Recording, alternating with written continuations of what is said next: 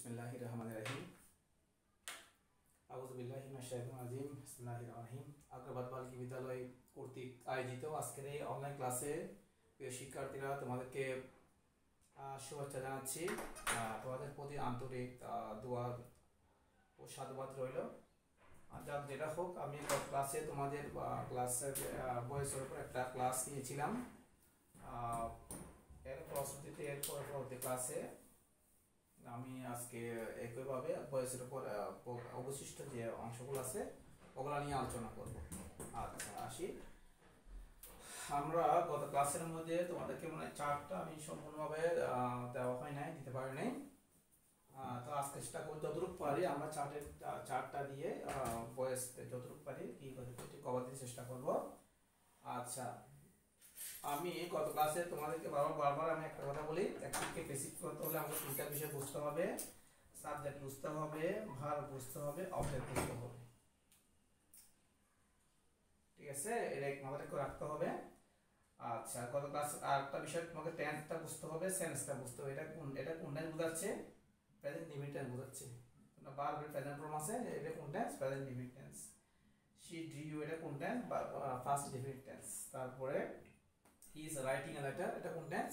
Present continuous tense. এগুলো আমি তোমাদেরকে টেন্সের উপর একটা মনে হয় 3টা ক্লাস নিয়েছিলাম। আশা করি তোমরা টেন্সটা ভালো করে আয়ত্ত করেছো। এরপরে ওয়াজ এর পরে ভার্বের সাথে আইএনজি হলে সেটা কোন টেন্স হবে? পাস্ট কন্টিনিউয়াস টেন্স হবে। যাক, আমরা এখানে মধ্যে টেন্সের বিষয়টা আপাতত লাগতেছে না, আমরা শুধু ভার্বের উপর দিয়ে ফোকাস করব। কিসের উপর? আমরা ভার্বের উপর দিয়ে ফোকাস করব। আমরা যেটা বলি অ্যাক্টিভ ভয়েসের অবজেক্টটা প্যাসিভ ভয়েসে সাবজেক্ট আকারে আসবে, আর অ্যাক্টিভ ভয়েসের সাবজেক্টটা প্যাসিভ ভয়েসে অবজেক্ট আকারে আসবে। এই নিয়মগুলো আমরা জানি। এটার উপর আমি একটা রুল তোমাদেরকে দিয়েছিলাম। তো ওইগুলা সাবজেক্ট অবজেক্ট সাবজেক্ট এগুলো নিয়ে আমরা আলোচনা করব না। আমাদের যেখানে মূল সমস্যা, আমরা যেখানে যে সমস্যাটা ফেস করি আমি সেটার উপর দিয়ে একটা ফোকাস করব। আমরা সবসময় তোমরা ভার্বের উপর দিয়ে ফোকাস করবে, আমরা ভার্বটা দিয়ে কাজটা করব। ঠিক আছে? আচ্ছা, এবার দেখো দে প্লে ক্রিকেট। এখানে ভার্ব কোনটা? প্লেটা ক্রিকেট। আচ্ছা, তাহলে আমাদের নিয়মটা হচ্ছে কি, বি1 থাকলে সেটা বি1 এর পরিবর্তে কি বসবে? এম ইজ আর বি3 হবে, ভার্বের ফার্স্ট পার্টিসিপল হবে। ঠিক আছে? তাহলে আমরা আগে যে নিয়ম নিয়ে থাকবে, অ্যাক্টিভ ভয়েসের অবজেক্টকে প্যাসিভ ভয়েসে সাবজেক্ট আকারে আমরা আনলাম, এটা তো আনবই। এটা আমাদের সবখানেই প্যাসিভ ভয়েসে কিন্তু একই নিয়ম, এটা কথা আমি বারবার লিখতেছি না। আচ্ছা, এবার আমাদের শুরু। অবজেক্ট আনার পরে আমাদের মূল কাজ কি, আমরা কাকে দেখবো? ভার্বকে দেখবো। ভার্বটা প্লেটা কি? প্লেটা হচ্ছে ভি1। প্লেটা কি? ভি1। তাহলে ভি1 এর নেম কি? এম ইজ আর বি3। তাহলে আমি কি লিখলাম? ক্রিকেটের সাথে তাহলে কি হতে পারে? Cricket is. ক্রিকেটের সাথে ইজ হয়, ক্রিকেট ইজ। আর বি3 প্লের সাথে বি3 কি হয়েছে? প্লেটটা বি3। আর প্লেট দিয়ে তাহলে আমি কি করব? বাই দিয়ে অ্যাক্টিভ ভয়েসের ওই সাবজেক্টকে অবজেক্ট আকারে লিখব। তাহলে দের অবজেক্ট হচ্ছে দেম। এটা ঠিক আছে? দের অবজেক্ট কি? দেম। তাহলে আমি একটা সাবজেক্টিভ একটা চার্ট তোমাদেরকে দিয়েছিলাম, সাবজেক্ট অবজেক্ট নিয়ে একটা অবজেক্টিভ ফর্ম নিয়ে একটা চার্ট দিয়েছিলাম। ওই চার্টটা তোমরা ফলো করবা, এটা কিভাবে দেম হয় ওগুলো আমি আর ক্লাসে আমি তোমাদেরকে দেখাইছিলাম। এগুলো একটা ভালো করে দেখে নিও। আচ্ছা, এবার আমার 2 নম্বর আসি। she drew a picture। এখানে drewটা হচ্ছে b2, drewটা হচ্ছে কি? b2। তাহলে b2 নিয়ম হচ্ছে কি? was were b3 বসাবো। যাক, যেটা হলো তাহলে আমাদের যে নিয়ম অ্যাক্টিভ ভয়েসে কি হতে হবে? অ্যাক্টিভ ভয়েসে অবজেক্ট হচ্ছে কি? a picture। সে একটা ছবি আঁকলো, সে একটা ছবি এঁকেছিল। তাহলে এখানের মধ্যে অবজেক্ট হচ্ছে কি? a picture। এটাকে আমি নিয়ে আসলাম, a picture নিয়ে আসলাম। আর b2 মানে হচ্ছে কি? was or b3। তাহলে আমি কি লিখবো? a picture was drew, first participle কি? drew drawn বসালাম। তারপর বাই দিয়ে কি করব? ওই অ্যাক্টিভ ভয়েস সাবজেক্ট আমরা কি করে দিলাম? সাবজেক্টকে আমরা এখানে অবজেক্ট আকারে লিখলাম বাই হার। শির অবজেক্ট কি? শির অবজেক্ট হার। আশা করি তোমরা বুঝতে পারছো মোটামুটি। এরপরে আমরা এগুলো মনে আমরা গত ক্লাসে একটু প্রাথমিক আইডিয়া দিয়েছিলাম। এবার আমরা আসি 3, 4 এরপরে যেমন যতটুকু রুলস চেষ্টা করব বোঝানোর জন্য। এবার দেখো এম ইজ আর এর পরে ভার্ব আইএনজি থাকলে কি বসবে? এখানে দেখো ইজ আছে, তারপর ভার্বের সাথে কি আছে? আইএনজি আছে। তাহলে এম ইজ আর এর পরে ভার্বের সাথে আইএনজি থাকলে কি বসবে? Am being, is being, are being বসবে। এরপরে বি3 তে বসবে প্যাসিভ ভয়েসে কি করবে না, ভার্বের ফার্স্ট পার্টিসিপল, দ্যাট মিন্স বি3 ছাড়া প্যাসিভ ভয়েস কখনো হবে না। আমাকে যে কোনো ভার্ব কি করতে হবে? বি3 তে চেঞ্জ করে নিতে হবে।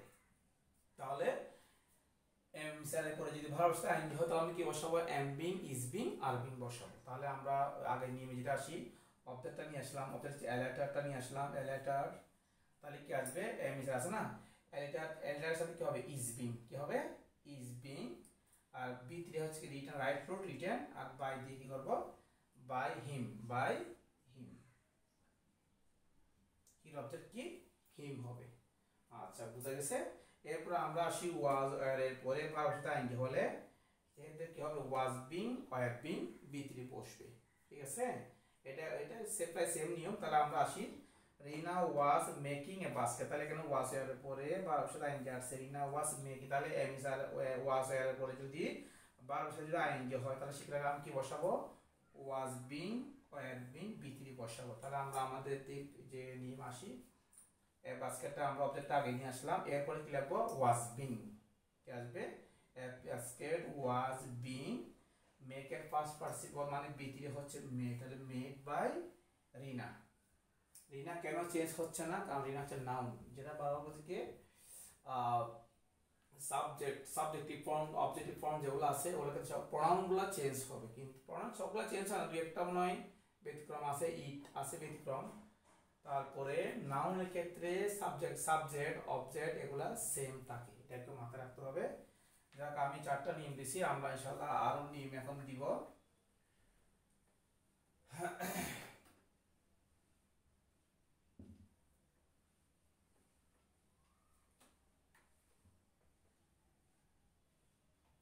তাহলে আমাদের আবার কি আসবে? রুল আসবে 5 নাম্বার। একটু দেখো,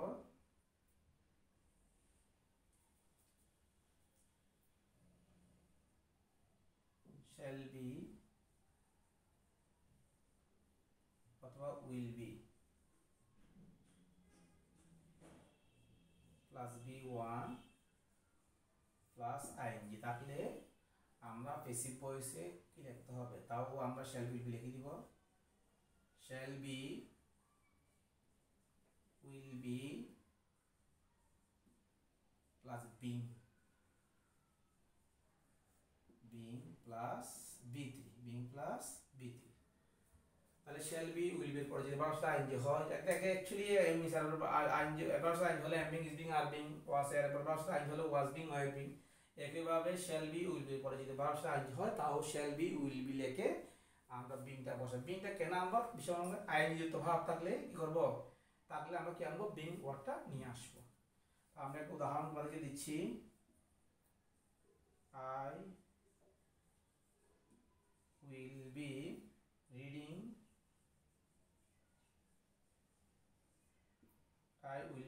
the book,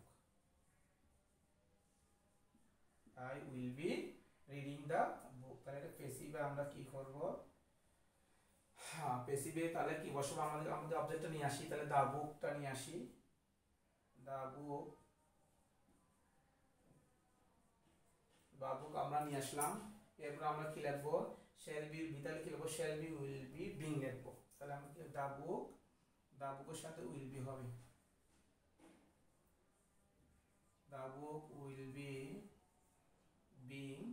তারপরে রিড এর ফার্স্ট পার্টিসিপল হচ্ছে কি? Read, red, red. ঠিক আছে, মনে রাখবা রিড এর ফার্স্ট ফর্ম রেড আর ফার্স্ট পার্টিসিপল রেড, তবে উচ্চারণটা ভিন্ন হলো, কিন্তু স্পেলিং দ্যাট মিন্স বানানটা কি থাকবে? সেম থাকবে। রেড আর ই রেড, এরকম কিছু ওয়ার্ড আছে, এগুলা কি থাকে? Present form, past form, past participle same থাকে। এই ওয়ার্ডগুলা না ভাব দেখার সময় দেখে নিবে একটু। বাই আই হলে কি হবে? বাই মি হবে। এটা তো মাথায় রাখবে। আশা করি খুব ইজি। তোমরা 4টা সবসময় লিখে রাখবে, 4টা লিখবা, খাতা লিখবা, লিখে প্র্যাকটিস করবে, ইনশাআল্লাহ তোমরা ভয়েসের উপর একটা ভালো একটা দখল নিতে পারবে। এরপরে আমরা আসি have, has plus B3, have has plus বি3 হলে আমাদের প্যাসিভ ভয়েসে কি হবে? প্যাসিভ ভয়েসে হবে have been, has been plus B3 হবে। তাহলে কি হবে? have been, has been, B3 হবে। তাহলে আমি একটা উদাহরণ দিচ্ছি, উদাহরণ দিলে তোমাদের নিয়মটা ক্লিয়ার হয়ে যাবে। আচ্ছা, উদাহরণটা দিচ্ছি, she has cooked rice,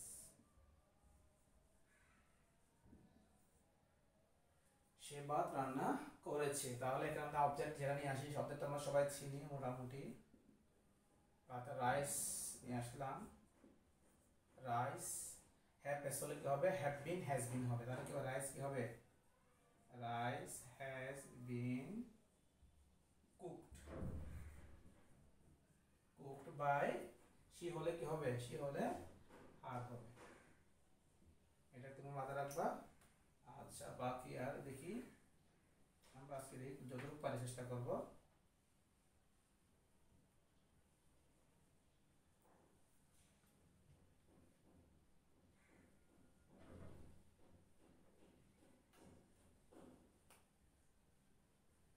এরপরে তোমাদের, আচ্ছা 7 নম্বর যাচ্ছি। আচ্ছা, এবার হ্যাড লিখি, হ্যাড, হ্যাড প্লাস বি3। হ্যাড বি3 হলে কি হবে? হ্যাড বি3 হলে এটা খুব সোজা নিয়ম,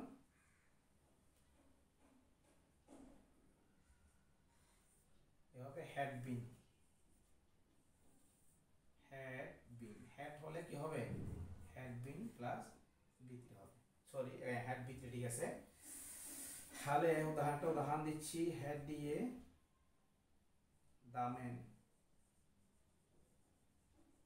the man had bought a cow, লোকটা একটা গরু কিনেছিল। তাহলে কি কিনেছিল? গরু কিনেছিল। তাহলে আমরা কি পাচ্ছি? কি কিনেছিল? একটা গরু কিনেছিল। তাহলে আমরা প্যাসিভে কি পাচ্ছি? অবজেক্টটা কি পাচ্ছি? a cow। হ্যাডটা কি হবে? হ্যাড বিন হবে। a cow had been bought, না? তাহলে এখানের মধ্যে অ্যাকচুয়ালি ওই হ্যাভ, হ্যাজ, হ্যাড এগুলোর ক্ষেত্রে ফার্স্ট পার্টিসিপল থাকে, এটি আছে। তাহলে আমাকে আর চেঞ্জ করতে হচ্ছে না। আর বাই, বট, বট এটা তো আছেই। তাহলে আমাদেরকে ভার্বটা চেঞ্জ করতে হচ্ছে না। Bought by the, bought by the man, ঠিক আছে। তো এটা একটু ভালো করে দেখবে। এবার আমরা 8 নম্বর নিয়ে যাচ্ছি। অ্যাকচুয়ালি এটা যদিও অ্যাসার্টিভের উপরে দিচ্ছি, দেখবে তোমাদের পরে ইন্টিগ্রেটিভ, ইম্পারেটিভ এর ক্ষেত্রে এই নিয়মগুলো প্রায় অ্যাপ্লাই হবে, ঠিক আছে। এখানে এই চারটা ক্লাস পড়বে। এই চারটা আমি যদিও তোমার মনে হচ্ছে না এটা আমি অ্যাসার্টিভ সেন্সের ক্ষেত্রে দিয়েছি, তবে আমি ইন্টিগ্রেটিভ সেন্সের ক্ষেত্রে সাধারণত কোনো নিয়ম দিব না, আমি এর উপর ভিত্তি করে নিয়মটা তৈরি করে দিব ইনশাআল্লাহ, ঠিক আছে। তবে তোমার কাছে আমার একটা রিকোয়েস্ট থাকবে, পরামর্শ থাকবে, সেটা হচ্ছে তোমরা কি করবে? এই চারটা একটা ভালো করে আত্মস্থ করে রাখবে। এটা তোমাদের অনেক কাজ দিবে। আমি তোমাদের খুব সংক্ষিপ্ত আকারে, খুব সিম্পল আকারে চারটা দিচ্ছি, তোমরা বাসায় এটা লিখবে এবং এটা চেষ্টা করবা কি বোঝা নেই। আচ্ছা, আমি একটা নিয়ম দিচ্ছি, shall have,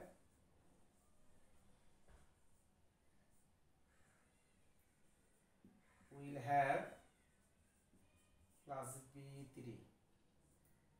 তাহলে সেক্ষেত্রে আমাদের কি হবে? shall have, will have লিখে ফেলবো, shall have been, will have been d, shall have been, will have been plus b3 plus কি হবে? প্লাস b3 বসে যাবে। তাহলে have, has, had, shall have, will have এ থাকলে এর সাথে এক্সট্রা কিছু করতে হবে, been কিছু করতে হবে, এক্সট্রা বিনটা যোগ করতে হবে, এই বিটা এক্সট্রা যোগ করতে হবে প্যাসিভ ভয়েসের ক্ষেত্রে, এটা মাথা রাখবা। আর আইএনজি যুক্ত ভার্ব থাকলে যোগ করবে কি? বিন, বি ই আইএনজি, এটা মাথা রাখবা। আইএনজি থাকলে কি যোগ করবে? B E ING. আর have, has, had, shall have, will have থাকলে কি যোগ করবে? বিন, এই বিনটা যোগ করবে। কি লাগবে? এটা একটু তোমরা তো স্টুডেন্টরা ভুল করে, এটা একটু মাথা রাখবা। এটা সিম্পল বিষয় মাথায় রাখতে হবে। তাহলে আমি একটা উদাহরণ দিচ্ছি, he will have done the work,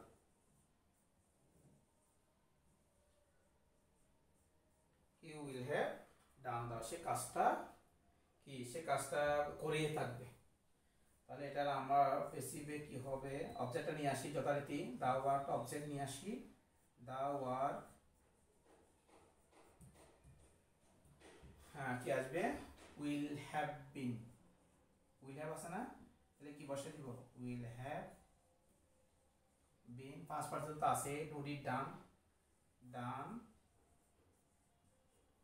by, আর হির অবজেক্ট হচ্ছে কি হিম, হির অবজেক্ট কি হিম। এটা হচ্ছে কি মোটামুটি একটা আলোচনা, একটা প্রাথমিক একটা আলোচনা। প্রিয় শিক্ষার্থীরা, তোমরা তাহলে আমি এই পাঠটা নিয়ে গত ক্লাসে আমি চার্টের আর বাকি নিয়মগুলো তোমাদের দেখা দিব। তোমরা ক্লাস 7 এটা তোমাকে আমি অল্প অল্প করে পড়াচ্ছি তোমাদের বোঝার সুবিধার জন্য।